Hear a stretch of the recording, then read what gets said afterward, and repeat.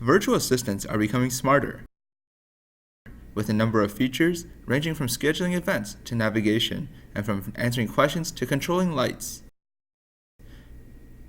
However, at times, we are limited in how we can interact with them.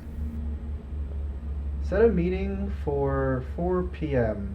Never mind. Let's do 2 p.m. Sorry, I'm not sure how to help with that. So while written text has a backspace for correction and repair, current voice assistants do not support this feature. Okay, Google. Set an alarm tomorrow for 4 p.m. Actually, make that 2 p.m. There, your alarm's set for tomorrow at 4 p.m.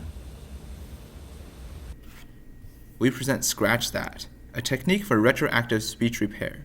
Our approach enables a variety of interactions across devices, such as smart speakers. Play Summer of '69.